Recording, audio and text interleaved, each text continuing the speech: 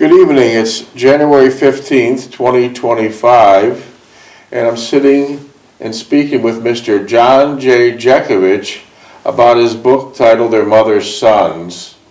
It takes him from 11 years old as he cared for his mother to her death at 89, and his time during World War II. It's very interesting, and most people didn't know up until 2 or 3 years ago that Mr. Jeckovich was in World War II. It wasn't just in the war, he wasn't in the rear echelon, he was on a frontline battle combat. What's your dog tag number, Mr. 40965. Okay, that'll open up the book to read. Mr. Jeckovich was from Company H, 2nd Battalion of the 291st Regiment of the 75th Infantry Division of the U.S. Army during World War II. Mr. Jeckovich lives by the motto, yesterday is history, tomorrow is a mystery, and today is a gift. Well, you're looking well today, Mr. Jeckovich. How are you feeling? I'm feeling pretty good. This arm's bothering me. Well, it looks like the swelling in your hand went down a little bit. Yeah. We'll give it a couple more days. Give it a couple more days. So cheer 'em up. You got a nice gift that just came in.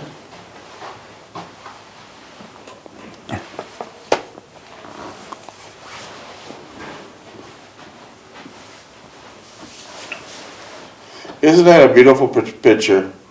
Amber. Isn't Turn it it? around so everybody can How'd you get that picture? Amber took it. Huh? Amber took it. Turn it around so everybody can see it, John. Show it to the camera.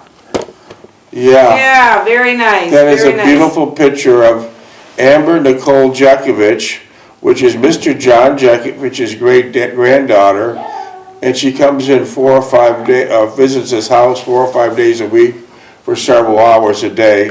And this is a little art project they did. Read what she wrote, John. Huh? Read what she wrote on the front.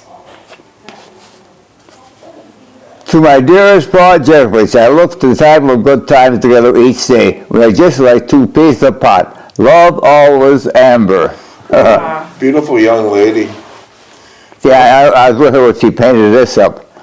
Yeah, we'll put that on your office desk. That'll be nice. Yeah. I'm gonna go put that there right We'll put it now. on his office desk. Yeah, isn't that nice, John? Geez, I'm smiling too. Yeah, it's well, a nice picture of you. Very nice. whenever you have people around you, you're always smiling. People need People. People need people, just as simple as that. And when this young lady comes in, Amber Nicole Jeckovich, she's still in her 20s, and she lives maybe with the traffic and all, 45 minutes or so from Mr. Jeckovich's house. She lives on the ocean. She rolls out of bed and she surfs almost every day. And but the traffic coming down A1A was always hectic, and so that's why it takes a little bit longer. But she really enjoys Mr. Jeckovich's company. She's at his house 4 or 5 times a week, and she really lightens up. And I should say Amber is a full-time missionary. She travels the world, been all over the world, and she's an avid surfer. She surfs all the time. As I said, she rolls out of bed in the morning, she's surfing, she's right on the sand. And she surfed all around the world, and unfortunately we're going to miss Amber. She's leaving for Martinique, and then in Australia now is going to be their summer, so she'll be surfing in Australia for a month or 2. And then on the way back she'll stop at Hawaii. She's got beautiful waves there, and she'll surf there for a month or 2. She just got back from Malibu, where she surfed for over 3 months. Beautiful 3 months. She missed the fires by about maybe 2 or 3 weeks. But she's a nice company for Mr. Jeckovich, and she's a very nice girl. A very nice girl. I wish Mr. Jeckovich had more family members like her, because she's really a gem. Isn't Amber just a wonderful girl? Oh, yeah, girl, she's a sweetheart, yeah. She's a real sweetheart. Yeah. Can't speak. I always kid Amber. I tell Amber, when I grow up, I want to be just like you. Footloose, and she's fancy free. She's footloose and she's fancy free. So now we're reading Mr. Jeckovich's book, and it's pertaining to store opening and closing. And we're going to pick up Oh, by the way, how many pages is your book? How much? How many pages is your book? 849. 849. I'm on page 796. So you better get damn well ready and start writing another book. Well, I started it, yeah. Even if you just give me maybe a short story, just short stories, 4 or 5 pages, so I can pick up on reading. Of course, we have many people that want to buy your book. Is it for sale? No. No. Mr. Jekovich's book is not for sale, nor never will be. It's never about money. Mr. Jeckovich is fine in that department. Selling a book wouldn't change his bank account by a penny. He's doing quite well in that department. But we have I think approximately 420 podcasts of reading Mr. Jekovich's book from chapter 1 all the way to the closing. You could simply Google John J. Jeckovich, Bulge Busters, and hear his book a couple hours each night we read it. So it's wonderful. The original copy of his book is sitting in the World War II Museum in New Orleans, but the book is never for sale, nor never will be for sale. What's the title of the book? Your book is Their Mother's Sons. Yeah. I thought you said something else. No. Their book is Their Mother's Sons, and this book takes Mr. Jeckovich from 11 years old, early youngster when his father died at 43 of a massive heart attack, trying to support his family, working 3-4 different jobs. Mr. Jeckovich took over as the head of the household, and he cared for his mother to her end of the road, which was 89 years old. So Mr. Jeckovich did a great job writing this book. I don't know, how many long years did it take to write a 900-page book? About 2 months. How long did it take you to write it? Huh? How long did it take you to write the book? About 2 months. Wow. Well, I had to coordinate, get the spelling checked and everything else. Well, I've been reading this book from the beginning, and I haven't seen one error yet. It's perfect. It is absolutely perfect.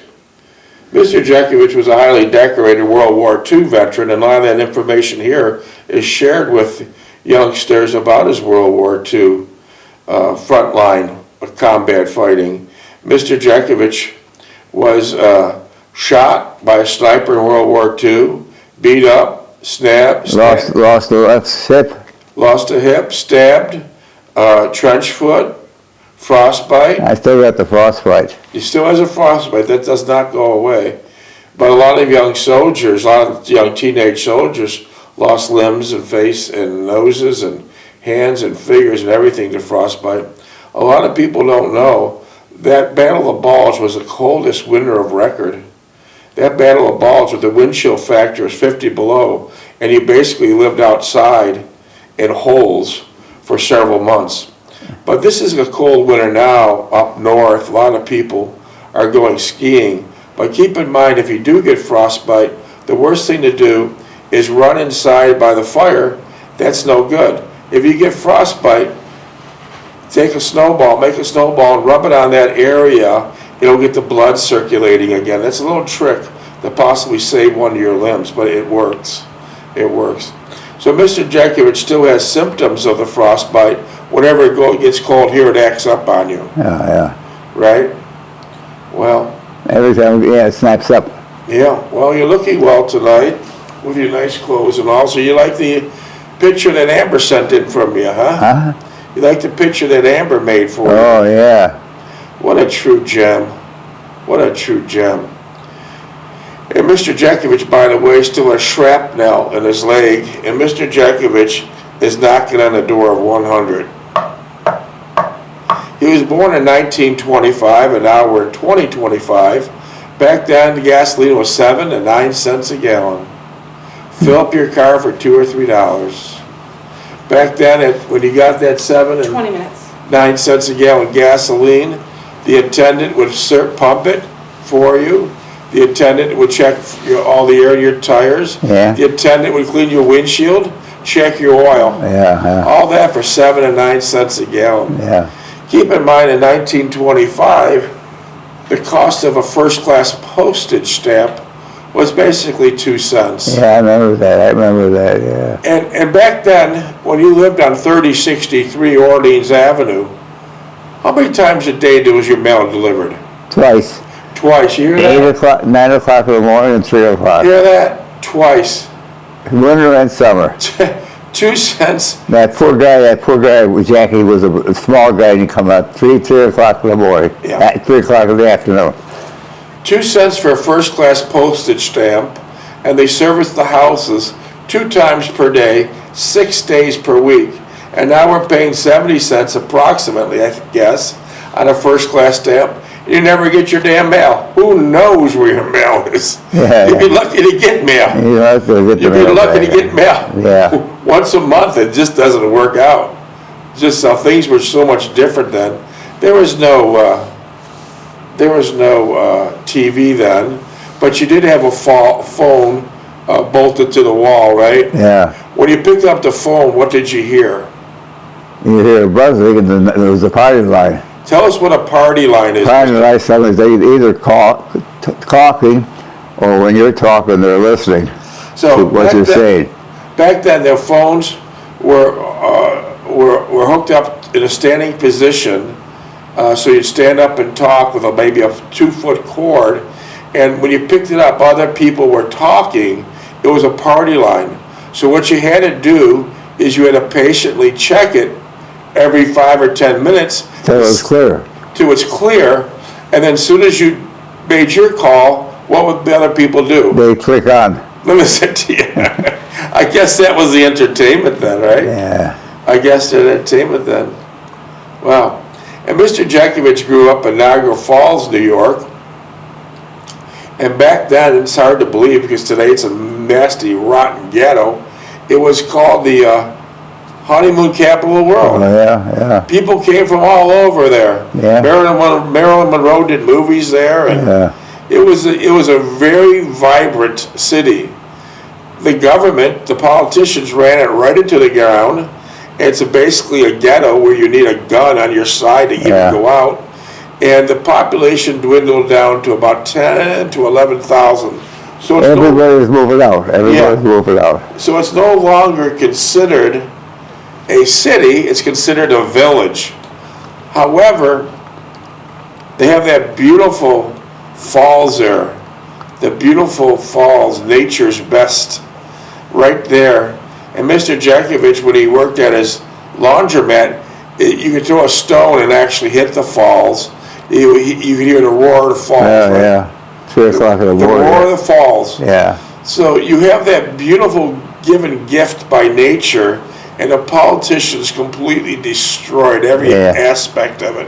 While now, to show you how different politics work, right across the bridge, which is less than a mile, it's Niagara Falls, Ontario, Canada. And boy, what a vibrant community that Yeah. is then and now.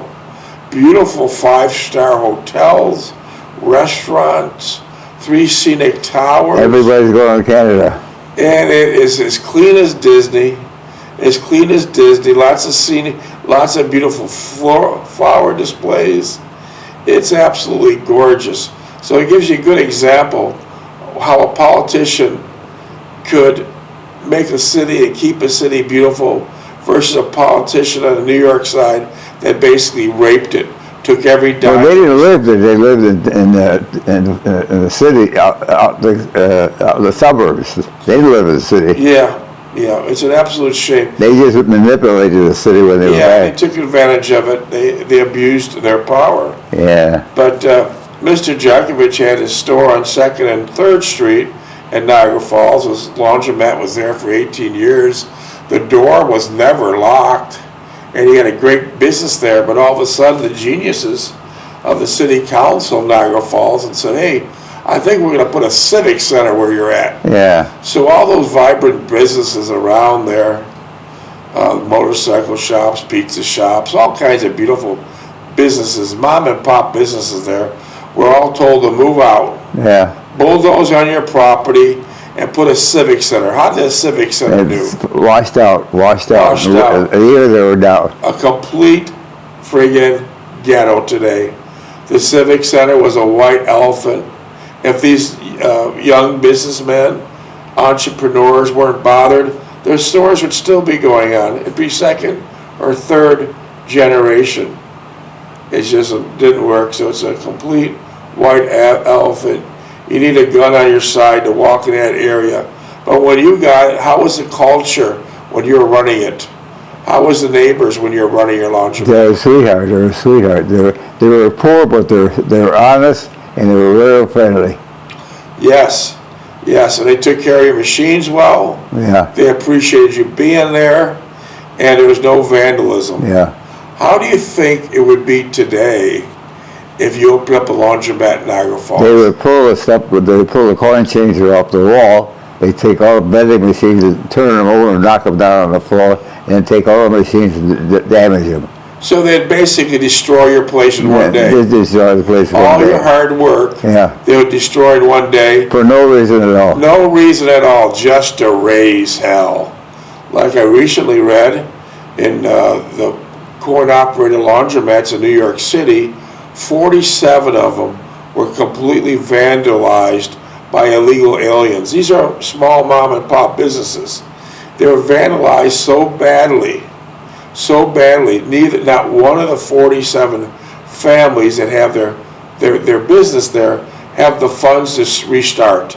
Completely gone because of some wise-ass illegal alien for the fun of it that wanted to steal your coin machines and steal your money out of the washers and dryers. But that wasn't good enough. They just wanted to vandalize it and raise living hell.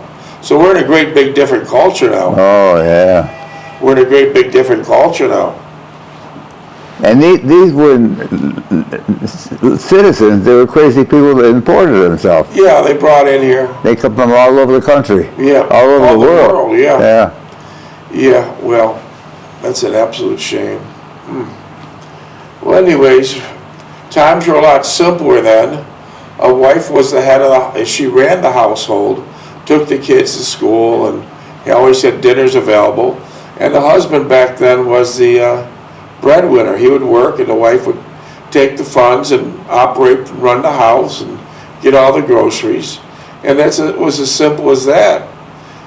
Back then, you could go to your supermarket and buy $20 or $30 worth of groceries, and for a family of 4, you're good for a week. Yeah. Now $20 or $30 won't buy you sandwiches at Chick-fil-A. Yeah. Or buy sandwiches at Chick-fil-A. And many people think they have laptops and cell phones and all those gadgets for freedom. No, there is no freedom. Once you carry all those gadgets with you, you're on someone's beckoning call at all times. Most of the talk is foolish and worthless.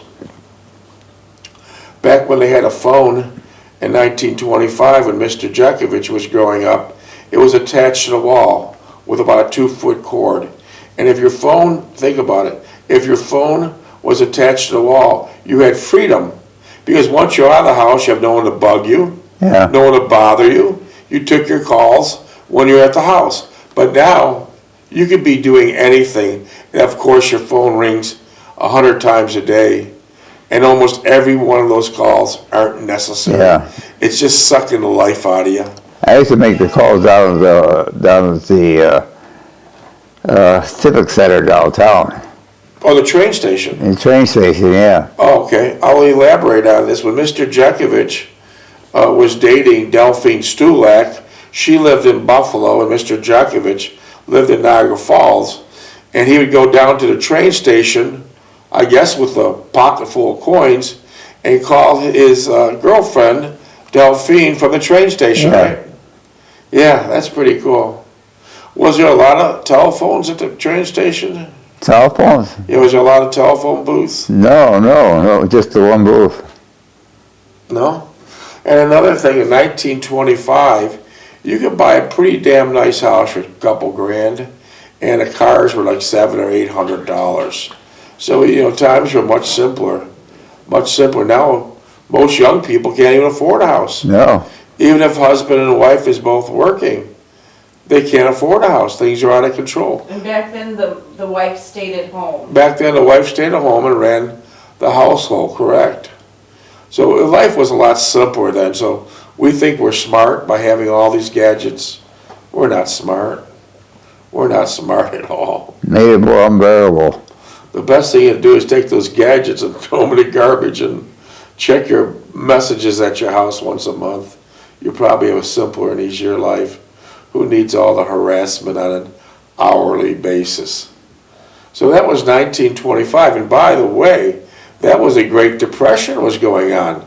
Did you feel like you were poor? No, I had plenty to eat. My family was happy, everything. I didn't feel there was a depression. My mother and father didn't feel there was a depression. I don't know. So you didn't even miss anything. Yeah, I know. You didn't even miss any minutes, please? You didn't miss anything. That's very interesting. That's very interesting. My father worked shorter hours at the work, but we never, Easter time we had new clothes on. The interesting fact, when your father was a legal immigrant from Russia, he did the proper channels through Russia, and when he got home, he told everyone we speak English, right? Yeah. What did he say? Elaborate on that. And he said, we're not talking Russian here, we're talking English. And that we're in America now, we talk English. Yes, and now we have millions of illegal aliens that are just raising hell. They're bringing their cultures to us, and we don't need it. We don't want it. Yeah. We don't want it. We don't understand the hell they're talking about. If you want to live here, you be American, you come through the proper channels. What a difference. Mr. Jeckovich's father worked his ass off. He worked his ass off so hard that he died at 43 laying out cement. Now these youngsters that come in today, or people that come in today from all around the world, they get a Visa card, 5-star hotel, 4-star hotel, transportation, health, and they'll take any handout you'll give them. And then at night they usually ransack the neighborhoods to see what they can rob. Yeah. At night they usually ransack the neighborhood. Now, the major difference there is this. During the time Mr. Jeckovich was growing up, if you didn't earn it, you didn't take it. You never, ever take a handout. Number one rule. You do not take a handout. If you don't earn it, you don't take it. Right, yeah. Try to tell these son of a bitches today. They always got their hand out. They take it. They deserve it. They deserve it. Look at the looting going on at the fires in California. Turn on your radio. Every one of these looters are from illegal aliens, with many opportunities given by the government of Visa cards, living, taking the spots of all the true Americans that were displaced, full medical, you name it, they get it. They won the lottery and they're still looting. Get rid of them, yeah. But I'm just comparing that to the immigrants that came in the 20s. They made the country better. They came with a goal to work. They came with an honest mentality, not to take, but to give, right? Yeah. To give. So they helped this country a lot. And they did. And many of them served in World War II. Minutes, please. I'm going to try to end this chapter before my minutes are up here. 6. Okay, let me get this one in the books. Okay, this is a couple last pages of the store opening and closing. I like the idea of people coming up to me and asking my advice on small matters relating to the wash. Delphine, in her great personality, was being put to the test on many occasions at the store, and varied customers, she handled them graciously and sincerely. How she juggled family, mother, and the duties at the store was a lesson in patience and diplomacy. It was a keen edge of efficiency and reliability. She never faltered in her desire to achieve the best for us and the store, and in her aspirations and disposition, she attained new heights for much of the fuller and rewarding life. For my modest part was truly in a new way of life. I like the constant challenge of something new coming up continuously. I had put my past contemplation of my future into a deep abyss of subconsciousness. I had found something to grasp onto, and it gave me direction and a new purpose in life. So that laundromat gave you a great purpose. Yeah. Yeah, good business. Mother was becoming increasingly increasingly aggravated at the time, and she assumed we're devoting too much time to the store. Yeah. So your mother thought, Yeah. oh boy. 18 years, 18 You had a years. great business there. Why? She was suggesting to Delphine that I was not doing too much around the house. Yeah. Unbelievable. I was neglecting my duties and spending all my time at the store, which was not accurate. The bottom line, your mother just didn't know. She didn't Yeah. understand. Yeah. She just didn't understand. No, when she wanted something, I painted a room. Oh, sure you They did. had Charlie paint the room and charged her $35. No We made a kidding. mess. Got paint on the floor and everything. No kidding. Yeah. I made it a point to keep on top of the things at home, and whenever mother wanted something done, I quickly obliged her, at times in direct conflict with my duties at the store. I never made an issue of her demands on my time. Delphine certainly did her bidding, and was at her, and what is at her disposal at all times. That's a good point. Delphine was at mother's disposal. Oh, at all yeah. My times. mother loved her. My mother loved her. Yeah. It was never. Drive her up, and when they helped me learn how to drive, my mother grabbed her all the time. Yeah. It was never a bone of contention between Delphine and me.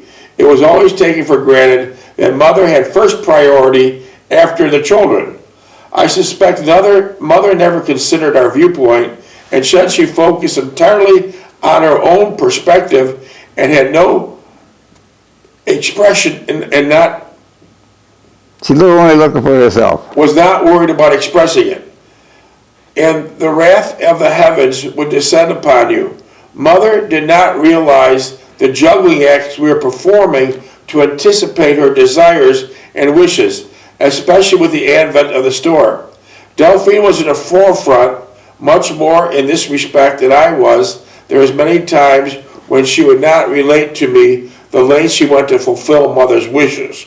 With mother had a lot of wishes. Yeah, she drove her all over, yeah.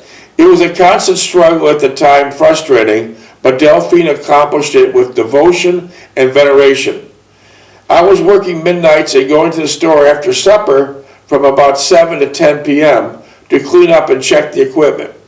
It was most difficult shift to adjust to due to the time constraints compelling me to leave the store by 10 or thereabouts and get to work by 11. Yeah. So you'd work the store to 10 and rush to the factory. Yeah. Kimberly Clark. Somehow I managed to work around it and never missed a day's work because of my duties at the store. You never missed one day? Yeah. And nobody knows that I had a store either. No kidding. No, they see me in there, so I'm just working here for extra help. So you would tell me you're just working side at the store? Yes, please. Another extra job. So you worked at Kimberly Clark for 35 years and never missed a day, even though you had a business to run. Yeah. Minute 58. Wow, that was so interesting. So you'd work the store at some shifts to 10 p.m. and then you'd hurry down the road to Kimberly Clark. Yeah. How far away was Kimberly Clark? From the house? Yeah. I say about 2 miles. Okay, so you drive your car from the laundromat to the house, and then you'd get out and walk to Kimberly Clark, right? Yeah. Because you never had your car tires touch that parking lot. No. Not one time? Not one time, no. 35 years. Give me the time. 1 minute. Kimberly 10 Clark. seconds. Kimberly Clark. Second Yeah. time he had to pick up people during a snowstorm. Yeah, well, then, but one time you had a big four-wheel drive International. Man, I was picking people up during the storm, take them to 2 shift changes. I would take them up, take the people that would go off the shift and put the people on shift and take them home.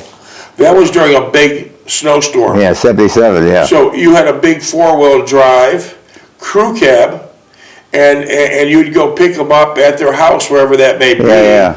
Because their car wouldn't make it. That during that huge 77 storm? I don't know if that was it. Wow. But that's what you would do. You would take them to work, Yeah. because their cars wouldn't make I it. take the shift workers home and take the ones that go in, the same thing. How'd your truck make it during the big storms? They were good. I had no problems with the truck at all. Did you have your plow on front? I had plow on it from my ears plow. Were you plowing the road as you're picking these guys? When I backed the truck backwards in the car lot I had with the plow sticking out, 5 o'clock in the morning, I drive it out and go down the alley twice to clean the alley out, and then go all the way around the house, all the way to the block. Wow. Wow, That was a great public service you did. Yeah. neat.